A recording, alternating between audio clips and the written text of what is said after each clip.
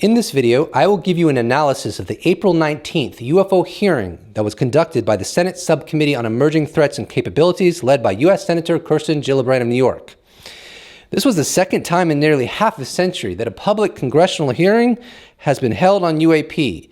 According to Sawan, who's been very reliable in his reporting, a staffer of Representative Tim Burchett working on the UAP issue said it's Burchett's intent to have a future hearing that's superior to the House Intel hearing that took place on May 17th, 2022. That particular one was pretty spicy as the witnesses were asked about the Maelstrom UFO event series and the Wilson Davis notes, just as an example. All that said, let's dive right into the most recent UFO hearing. We learned that there was strong evidence of advanced technology reflected in the features and performance characteristics of many objects observed by our highly trained service members operating top-of-the-line military equipment. We learned that for the past 8 years, military pilots frequently encountered unknown objects in controlled airspace off both the east and west coast across the continental United States in test and training areas and ranges. We don't know where they come from, who made them, or how they operate. As former Deputy Secretary of Defense David Norquist observed, had any of these objects had the label made in China, there would be an uproar in the government and media. There would be no stone unturned and no effort spared to find out what we were dealing with. We can look at the recent incursion of the unidentified PRC high-altitude balloon as an example. One of the key sentiments from Senator Kirsten Gillibrand's opening statements within the hearing was in reference to UAP, we don't know who made them, where they're from, and how they operate. And this is corroborated not just by pilots, but also by technicians and radar operators. And she's referencing UAP that are going into highly restricted military airspace with impunity. And so no matter how you slice this is a big deal. The idea that this is all or nothing burger is either disingenuous or intentionally misleading. This is something that has lit a fire underneath the United States Congress, and for good reason. And Kirsten Gillibrand is rightfully turning the alarms on this reality. As you know, Dr. Kirkpatrick, Congress has mandated that your office establish a discoverable and accessible electronic method for potential witnesses of UAP incidents and potential participants in government UAP-related activities to contact your office and tell their stories. Congress also set up a process whereby people subject to non-disclosure agreements, preventing them from disclosing what they may have witnessed or participated in, could tell you what they know without risk of retribution or violation of their NDAs. Have you submitted a public-facing website product for approval to your superiors, and how long has it been under review? I have. We submitted the first version of that before Christmas. And do you have an estimate from them when they will respond and when you'll have feedback on that? No, I don't. Okay. We will author a letter asking for that timely response to your superiors. When do you expect that you will establish a public-facing discoverable and access portal for people to use to contact your office as the law requires? So I would like to first say thank you all very much for referring the witnesses that you have thus far to us. I appreciate that. We've brought in nearly 24 so far. It's been very helpful. I'd ask that you continue to do that until we have an approved plan. Mm-hmm. We have a multi-phased approach for doing that we've been socializing and have submitted for approval sometime. Mm-hmm. Once that happens, then we should be able to push all that out and get this a little more automated. Great. What I would ask, though, is as you all continue to refer to us and refer witnesses to us, I'd appreciate if you do that. Please try to prioritize the ones that you want to do, because we do have a small research staff dealing with that. Thank you. So that was a very interesting segment of the hearing. She goes over the part of the legislation asking to create secure methods for whistleblowers. Some people don't like to use that terminology. Call it whatever you want. Witnesses, whistleblowers, what have you. for people that are subject to NDAs to tell what they know to AARO that will subsequently report to Congress without risk of retribution of violation of their NDAs. People from alleged legacy UFO programs, for example, that are working on what are frankly illegal programs that don't have proper oversight within contractors. It is speculated contractors like Lockheed Martin, Boeing, and others that are receiving taxpayer money to investigate UAP and who allegedly have much higher fidelity data than what the Congress has been able to see up until this point. So somewhat related, we have had breaking news today, April 29th. And you know I love that when I'm in the midst of a video and breaking news occurs within that process. It's a testament to the times we find ourselves in as it pertains to the UFO enigma. At 11:43 a.m., Dan Zetterstrom wrote on Twitter, new letter from Mark Warner and Marco Rubio, both senators, to Secretary Lloyd Austin and DNI Avril Haines, expressing concerns about various aspects of the 2023 NDAA not being implemented yet. It's encouraging to see this so soon after the UAP hearings. Don't expect officials to let up anytime soon. Based on past years, we should expect new NDAA language soon. Now, this letter is relatively short and very interesting, so I'm going to read it to you in its entirety. Let's go. Dear Secretary Austin and Director Haines, we write with concerns about the slow implementation of the fiscal year 2023 National Defense Authorization Act NDAA guidance on the All-Domain Anomaly Resolution Office, AARO.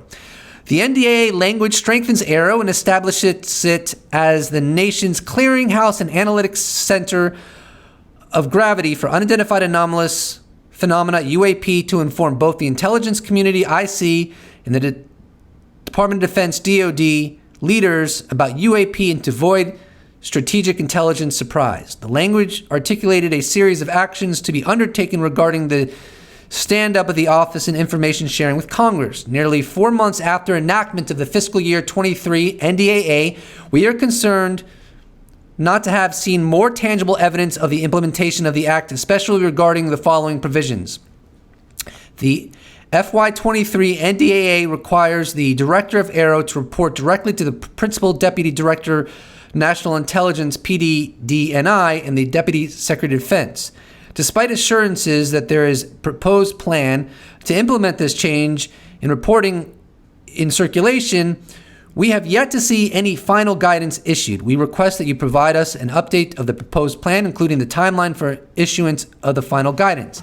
The FY23 NDAA specified that the Director of National Intelligence will appoint a Deputy Director of AARO from the IC. However, to date, a Deputy Director has not been identified. The Deputy Director of AARO is intended to be the focal point for IC integration and to be fully empowered by the PDDNI to convene the IC on the UAP issue. We ask that you update us on the timeline for appointing a Deputy Director. The FY23 NDAA established a secure process for AARO to interview witnesses. We are pleased with the number of interviews AARO has conducted, but ask that Congress be regularly informed about the content of the interviews going forward. The FY23 NDAA also directed AARO to stand up a secure public-facing website or communication mechanism to outline the secure process for witnesses to come forward with relevant information. To date, we have seen no efforts to communicate the existence of this secure process to the public. We request that you provide us an update on the plan to publicize the secure process for witnesses to come forward. Finally, we have not seen evidence of an AARO strategic communication strategy. AARO established a Twitter presence in July 2022, but he has yet to post anything further despite attracting over 31,000 followers. This highlights the lack of communication and transparency with the public. We seek to understand why AARO has not made use of its social media presence and the future plan for educating the public on the mission and findings of AARO. To date, we are cautiously optimistic about the limited progress being made by AARO, and we support the considerable efforts of the AARO Director, Dr. Sean Kirkpatrick, to meet congressional intent. Thank you for your attention to these important matters. We look forward to your timely response. Chairman Mark Warner, Vice Chairman Marco Rubio, sincerely. I think it's hilarious that they called out the Twitter account for the All Domain Anomaly Resolution Office. As I understand it, this office was instituted on July 20th, 2022, and they essentially did one tweet with a response to their initial tweet, and they haven't tweeted since. And yet they have over 31,000 followers, and it's just kind of funny that they stated that. And in fact, I tweeted out a tweet saying, if you haven't yet followed their account, do so, because it will send a message to the office that they need to be more active with their Twitter account. Another interesting takeaway from that letter is where it stated, we are pleased with the number of interviews AARO has conducted, but ask that Congress be regularly informed about the content of the interviews going forward. And that seems to coincide with part of the legislation that the Congress created. This is from Dean Johnson's article on the legislation, and I'm going to give you a direct quote from his article. Section 1673A4B contains a noteworthy requirement not seen in earlier versions. If AARO receives through the secure system a disclosure about a UAP-related restricted access program that had not been previously disclosed to the Congressional Defense or Intelligence Committees, quote, the Secretary of Defense shall report such disclosure to such committees and the congressional leadership within 72 hours. By its very nature, the UAP challenge has for decades lent itself to mystery, sensationalism, and even conspiracy. For that reason, AARO remains committed to transparency, accountability, and to sharing as much with the American public as we can.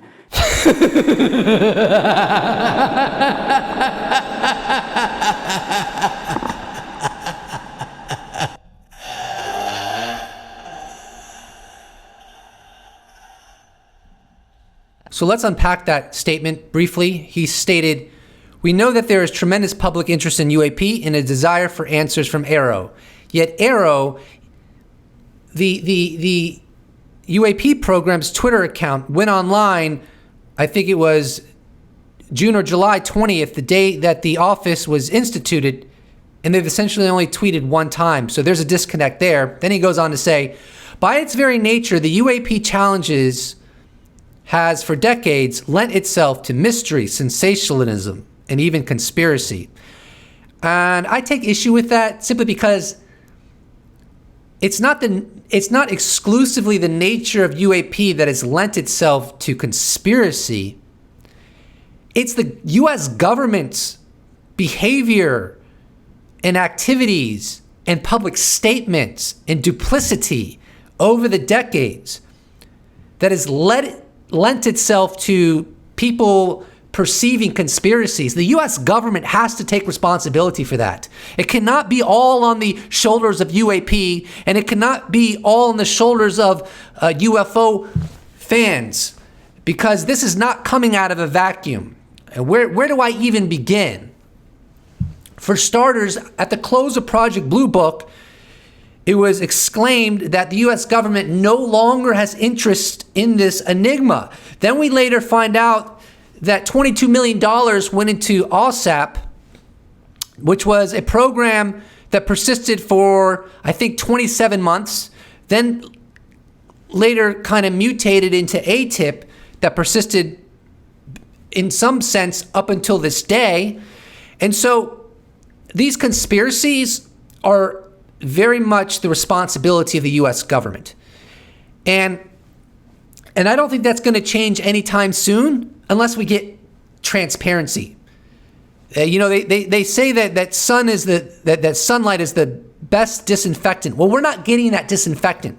So expect those conspiracies to persist. I should also state clearly for the record that in our research, AARO has found no credible evidence thus far of extraterrestrial activity, off-world technology, or objects that defy the known laws of physics.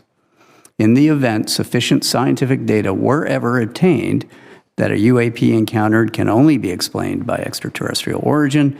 We are committed to working with our interagency partners at NASA to appropriately inform U.S. government's leadership of its findings. What would constitute the disinfectant I speak of? Well, if there really is no evidence within any of the holdings of the U.S. government, nor any contractors that are working for the U.S. government, of technology that exceeds all known technology and or suggests or proves non-human intelligence, then the U.S. government needs to make that supremely clear.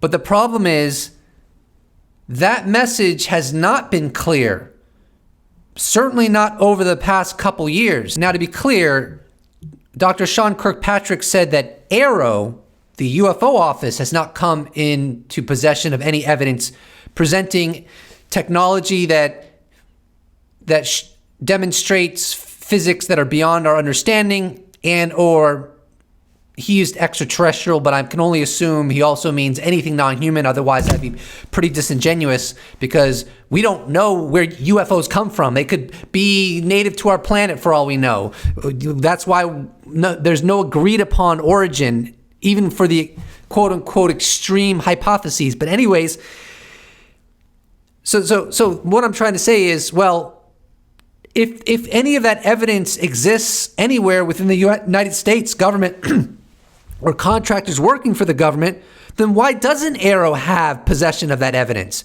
I mean, this is why people think there's a cover-up, right? Because there's no clear answers that are being given to us on what exactly the U.S. government knows, and it's being drawn out, and the DoD is kicking and screaming, dragging their feet when it comes to providing us with answers.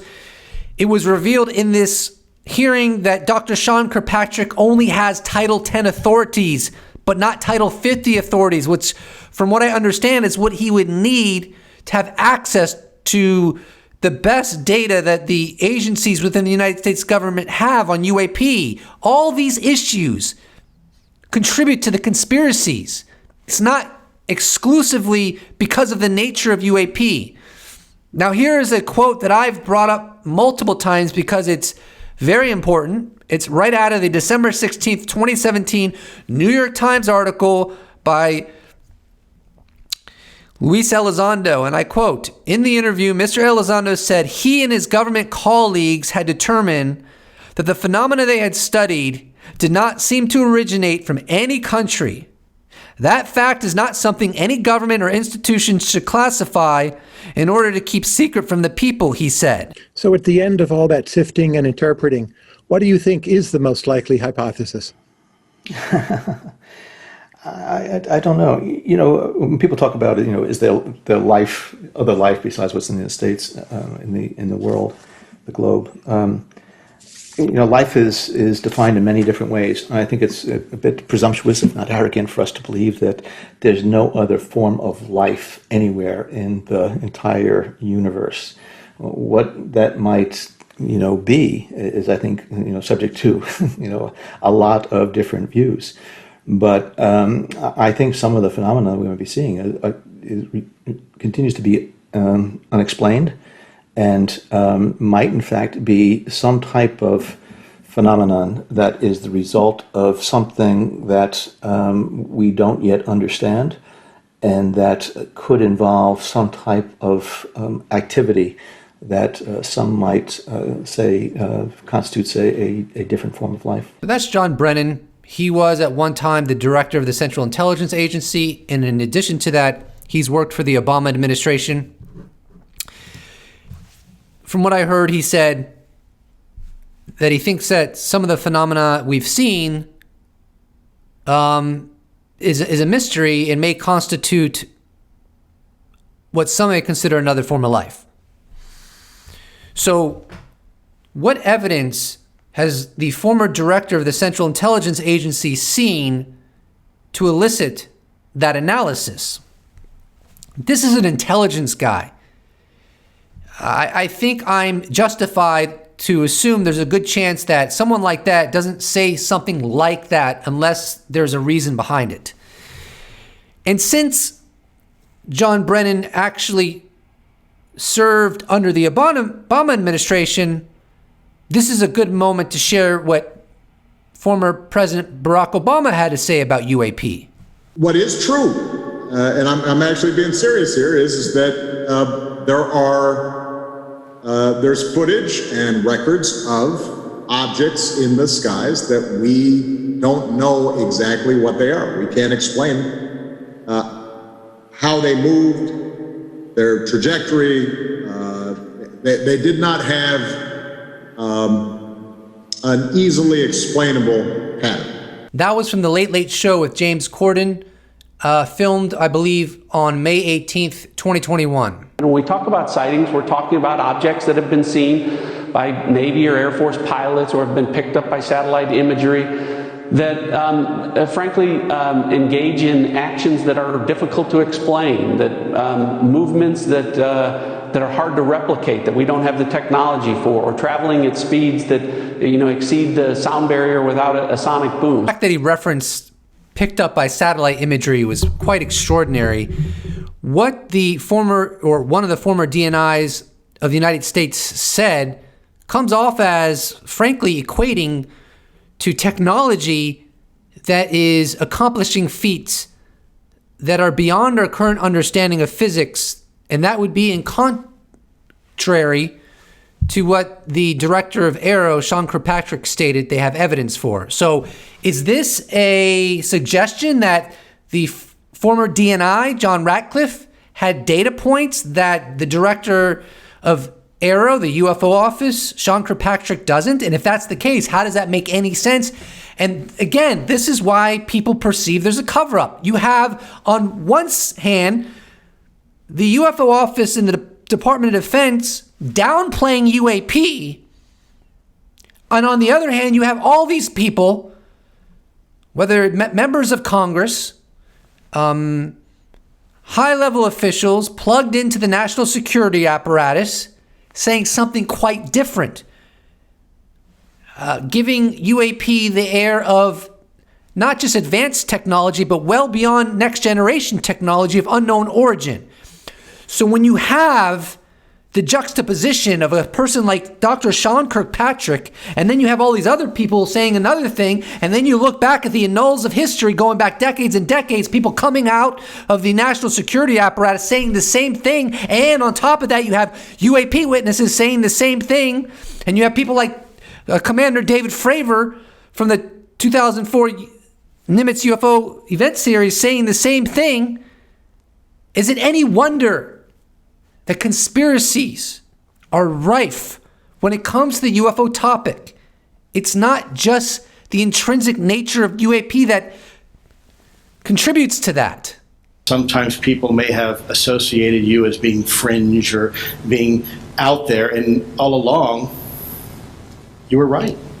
So that was from the 2018 July MUFON Symposium. I think Elizondo was the keynote speaker, and you just saw the clip. He was telling the people at the MUFON Symposium that they were right about UAP. And I believe that is going to be the ultimate outcome. Now, I know if I may not be the smartest guy in the world, I may not be the most talented guy in the world, but there's one thing I think I'm pretty good at. I can see rebuttals coming from 1,000 miles away. I can just see someone out there saying, oh, see, it's all ego for you. You just want to be perceived as right. Nope, that was not what I was trying to get across. I just happen to use language that could be interpreted that way. My point is that I do believe that when all of this process is over, the consensus is ultimately going to be throughout the planet Earth, because of the evidence and the admissions that will unfold, is that some UAP are not of human origin and they're technological. And in that same vein, with that little talent that at least I perceive that I have, earlier I said, if the agencies have evidence of non-human intelligence, why are they not sharing it with Aero? Well, I heard it in my mind while I was saying that. Someone's going to be like, well, I'm going to have a gotcha. What if they don't have any evidence of non-human intelligence And that's why Arrow never received it. Yes, I understand that. I'm not going to make a caveat every 5 seconds. In fact, when I make videos, I'm not compelled to break every little thing down. And if anything's obvious, I just won't say it. I like to keep things flowing, and I like to say what I need to say, and I assume that my audience understands many things without me reiterating. So you're not going to get like a 3-hour video from me where I go into nope, I'm very quick and we move on. But anyways, that was Luis Elizondo, what he said. And again, this is in great contrast to how Sean Kirkpatrick depicted UAP. Now I want to go into a few tweets that were pretty compelling in that same light, or maybe not the same light, but let's just keep going. From April 27th, 2023, Luis Elizondo said, "Some people like to use their assumptions as facts. The fact is, I've already spoken to Arrow at length." Now that is interesting. I do recollect an interview where Luis Elizondo said that he would know where to look to get information on legacy UFO programs. I don't have that clip at my disposal. But just add that to the pile of the information that has emerged, that Arrow is getting the intelligence they need to look into legacy UAP programs. Now, moving on, Chris Mellon said this after the hearing, days after the hearing on April 27, 2023. "Unlike Dr. Kirkpatrick, I find the testimony of U.S. military personnel in the Nimitz case perfectly credible evidence of aeronautical technology that defies our present understanding. It is not proof of ET, but it is certainly credible and remains unexplained." Absolutely. Now look, I understand that Dr. Sean Kirkpatrick is a scientist, and I respect that his threshold for evidence is very high. But evidence is not only necessarily data. Evidence can be witness testimony, particularly if it's from many, many people who are considered experts. However, I actually do think the Nimitz event has the technical data proving that the Tic Tac is maneuvering beyond known technology. Now, again, as I stated earlier, he has Title 10 authorities and not Title 50 authorities, so maybe he hasn't seen that data, right? So on April 26, James Fox was on the Joe Rogan show, and he relayed a message from someone in the intelligence community of the United States speaking about the recent UFO hearing, and it's quite fascinating. He said that he vetted the guy, he trusts the guy, this is not a LARPer, this is someone within the intelligence community, and I'm going to relay the message to you right now. So I got introduced to some intelligence folks on the inside, and they wanted me to read this to your audience. And this is about evidence. And this was in pretty much a reaction to the latest hearing that happened with Gillibrand just a couple of days ago or last week. Quote, "I will remain anonymous, but I've been monitoring the UFO and I met this guy. I know this guy. This guy's legit." Back to the quote, I believe. "The UFO UAP activity and the authorities' response to them, I can assure you there's a lot more evidence behind the curtain that hasn't been released. First, our military are and have been seeing remarkable things in the sky, in the oceans, and on the land for years. Of those reported, where does all this information get stored? Authorities would have you believe that this data is destroyed, but unique data is stored somewhere to be reviewed later. And as someone that has seen the classified holdings, I am very disappointed in the fact that Dr. Kirkpatrick showed some of the most mundane videos to the public.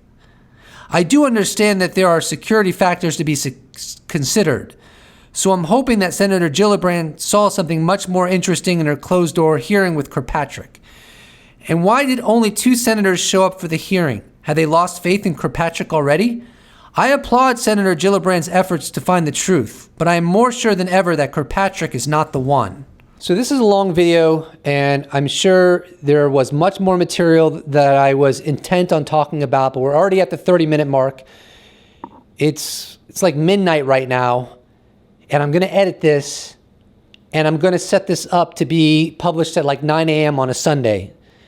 So I don't really want to go much longer, but I will do another video pretty soon about a story about all the whistleblowers or witnesses, whatever you want to refer to them as, that are coming forward to Congress about legacy UAP programs. There was an article written recently by Josh Boswell that goes into that, and maybe that will be the next video that I will cover. And while I do that, maybe I'll include more information from the hearing that I wanted to talk about that didn't make it into this video. But this is what I want to say. There have been a lot of predictions about the year 2023. One of the most notable people that has made a prediction, if you want to call it that, is Dr. Gary Nolan. He said, he said within the next 6 months or within 2023, there are going to be new people coming out of the United States government talking about the UFO issue, and it will change things. And that's exactly what he said. It will change things. I have no idea if that's going to happen, and I will be the first one to tell you that the UFO issue causes me cognitive dissonance. And I have no problem with that because it is such a complex issue. There's people that are completely legitimate. Then there's people that are legitimate, but then they sometimes say things you scratch your head about. Everything in between, all shades of gray, and so forth. It is a very complex issue. And I don't have this complete ironclad faith in what the truth is. But I do lean significantly in the direction, particularly when you consider the full breadth of the historical record, that yes, we are dealing with non-human intelligence of unknown origin. But here is why I think there is a decent chance that what Dr. Gary Nolan said is going to come to pass. Because it's getting really dangerous. It's getting really dicey up in here. This video was not really about Sean Kirkpatrick, who I'd love to have a beer with, frankly. The dude dresses really nicely too. I like his little tie chain. That's awesome. I need to get me one of those so I can look half as good as Dr. Sean Kirkpatrick. I appreciate a good suit. This is not about Sean Kirkpatrick. This was not a critique of Sean Kirkpatrick. This was a critique of the United States government that is doing something very, very dangerous in my mind. They're starting to create an environment where this could go south real fast. What happens in future hearings when someone like Luis Elizondo gets on the stand, or military witnesses get on the stand, or Jay Stratton gets on the stand? And they start saying things that are completely contradictory to what the government's saying. And now the Department of Defense are going to look like bold-faced liars more than they already do, in my opinion. That is dangerous. That is utterly dangerous. And I do believe there has been an embargo on the truth for many decades. And this is getting really dangerous. The last thing you want to do is have this blow up in people's faces in a way that elicits maximum blowback, anger, distrust from the public. So what would be the way to mitigate the worst possible outcome when they cannot lie about UAP anymore? People coming out of the government who are just going to go on the record and say, this is the deal. Maybe they'll talk about legacy UAP programs. Maybe they'll say, you know what, there is high fidelity data that proves some of this technology is absolutely operating in ways that are beyond our known physics, and the suggestion is this is not of human origin. If they do that, if people come out of the government and do that, in my opinion, it will prevent a catastrophe that could occur with future hearings. And just I've already showed you some of the contradictions. This can keep going. This can get a lot worse. So if there is a ground truth to this, and I believe that there is, that is why I think it's very plausible that there are going to be people coming out of the government because they're patriotic and they realize that this is getting really dangerous. And at some point, the jig is up at some point, if you will. And if the DOD is going to continue to try to persist with this at the expense of the health and the robustness of the republic, that is not acceptable. And it would be cowardly It would be cowardly, in my opinion, if people within the government kept their mouth shut because they didn't want to stir the pot or rock the boat. Well, you know what? Nothing is going to stir the pot and rock the boat more than this becoming a complete catastrophe where you get more and more hearings, and it's like one side is giving you greater accuracy on this enigma, but the Department of Defense is continually trying to water it down. It's like that's just not going to work. On the other hand, let me be a little open-minded to other possibilities. It's possible that this hearing wasn't meant to be where this thing breaks open, right? And Sean Kirkpatrick was doing exactly what he should do. I don't know what the truth is. I don't know. What I'm telling you is it makes complete sense to me what Dr. Gary Nolan said about people coming forward from the government, because it's the only thing that I can think of that could prevent what I see as an absolute catastrophe happening, where the truth comes out in the worst possible ways, and instead of the government appearing like they're part of the solution, they would come off as the villains because the Department of Defense just didn't want to play ball. That is not cool, man. That is not patriotic. That is not, that's myopic. That's naive. You can't, at a certain point, the jig is up. You know what I'm saying? And if you act like the jig is not up, it's just going to explode in your face. Metaphorically speaking, obviously. So that's all I got to say about that. It's late. I'm going to edit this bad boy. You're going to get it at 9 a.m. Eastern time, most likely. And hopefully when that happens, if you're watching at 9 a.m., I'll be in my golden slumber. Yeah. So that's about it. I'm glad I got a video in before the month's over. I'm glad I was able to analyze the UFO hearing, and I blabbered off enough. Let's go into the niceties. Please don't forget to subscribe. Please do not forget to subscribe. If you'd like to support this channel, you can check out my merch shop where I sell t-shirts. You become a patron. You can become a YouTube member. You can give me a one-time donation. All those possibilities are in the description below. Or you can just slap a like on this bad boy, and I'll appreciate it so much. Thank you so much for watching. I look forward to seeing you in the next episode. If you're still watching this, and I'm so happy that you are, I want to feel all fuzzy and warm on the inside. Therefore, I'm going to say a word, and if you're hearing this and you want to make me feel all warm and fuzzy on the inside, you're going to write it down in the description box below, and I'm going to be so happy. The word is hearing. I'll see you in the next episode. Special thanks to all patrons, YouTube members, those that have bought merch, those that have given me a one-time donation. I couldn't do without you. Thank you so much. See you in the next episode.